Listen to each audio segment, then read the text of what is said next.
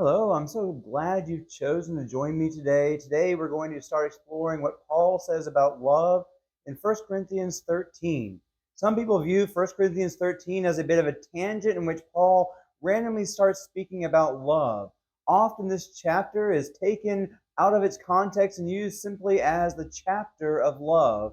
However, most of what Paul has stated in the previous chapters, especially chapter 12, was leading up to this point. In 1 Corinthians 13, Paul makes his main point of the letter, which is that the church needs to exhibit a pure and unconditional love towards our Christian brothers and sisters and even towards the entire world. And that without this pure, unconditional love, all other spiritual matters are worthless.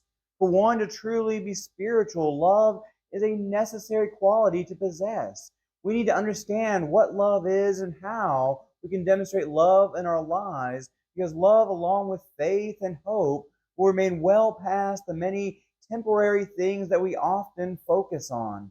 We must especially focus on love because love is the greatest of all three of these qualities. Love is the main quality that many in the Corinthian church were lacking. There were divisions within the church because people were being respecters of persons instead of striving for unity. And Paul deals with this in chapter 1. In chapter 4, Paul addresses judgmental attitudes. In chapter 5, Paul rebukes the church for not rebuking a man living in sin. Here, Paul calls for tough love to be exercised that maybe this man's soul will be saved, or at the very least, others will not be lost because of him. In chapter 6, Paul addresses the problem that some of the brethren were taking other Christians to court instead of showing love and forgiveness. In chapter 8, Paul addresses a doctrinal matter and concludes that though something is legal to do, one should not do it because they should selflessly look out for the souls of others. Many in the Corinthian church have become arrogant because of their superior doctrinal knowledge, and Paul called them to humble themselves and put others first out of love. In chapter 11, Paul deals with the Corinthians' unloving attitude towards the poor Christians by greedily eating up all the food before they had a chance to have anything. Indeed, this action defiled their taking of the Lord's Supper, and Paul said they needed to stop partaking the Lord's Supper during the context of a regular meal because they could not do it properly with love towards the brethren. Finally, Paul begins a discussion on spiritual gifts in chapter 12, which he would conclude in chapter 14. Sandwiched between these two chapters on spiritual gifts is Paul's chapter on love, which is Paul's main point and the theme one can read throughout his letter to the Corinthians. Many in Corinth had become arrogant concerning their spiritual gifts. They had put too much focus on spiritual gifts and were thinking themselves better than others if they had certain spiritual gifts. Thus, they did not possess a spirit of love. From this point, Paul begins his main point about love, showing how insignificant spiritual gifts are, indeed, how useless spiritual gifts are without love. Let's turn our attention now to 1 Corinthians chapter 13. Paul says, "If I speak in the tongues of men and of angels, but do not have love, I have become a noisy gong or a clanging cymbal.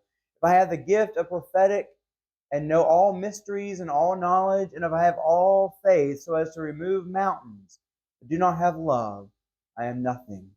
If I give all my possessions to feed the poor, and if I surrender my body to be burned, but do not have love, it profits me nothing."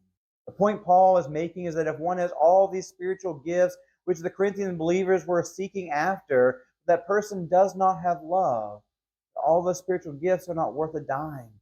Nothing is as important as love. Paul sets up a contrast between love and spiritual gifts to begin to show the uselessness of spiritual gifts when compared to love. The Corinthians may have had some really cool spiritual gifts, but they were not showing love to one another, especially when it came to the use of their spiritual gifts. Paul compares a few other things to love in this passage as well. He states that even giving everything one owns does not matter if one does not have love. Some people give a lot to those in need, but they do not do it out of love for those people. Some give out of a feeling of compulsion. Others give to be viewed by men as a good person. Some give because they think it will win them brownie points with the Lord. Some give simply because they want to feel good about themselves. This kind of giving is of no good to the person giving because it's not done out of love. Paul further states that even dying for the cause of Christ does not matter if one does not have love. Such a person would die in vain. Nothing of earthly or of spiritual nature really matters if one does not have love. Some Christians will brag about how they have all the right doctrine and how people who do not believe exactly as they believe are going to hell. Such people do not possess true love, as true love is humble. True love is kind, it is considerate of others, and it is never self-centered. If Paul spoke towards this attitude, then he would probably say, if I have all the correct doctrine and have not love, then I gain nothing, and in vain have I followed the correct doctrine. One cannot be a Christian if one does not demonstrate love in his life and have love for others. John writes in 1 John 4:7-8, Beloved, let us love one another, for love is from God. Whoever loves has been born of God and knows God. Anyone who does not love does not know God, because God is love. Because God is love, we must demonstrate love ourselves in order to truly know God. Love is the greatest of all things, and it is a necessary component of the Christian life. We must not elevate anything above love, because love is the greatest of all things. So what is true love? Join us next week as we look at how Paul describes love in 1 Corinthians 13:4 and following. In the meantime, you can check out this video here on loving in deed and truth. I hope you have a great week, and may God bless you as you seek to follow him.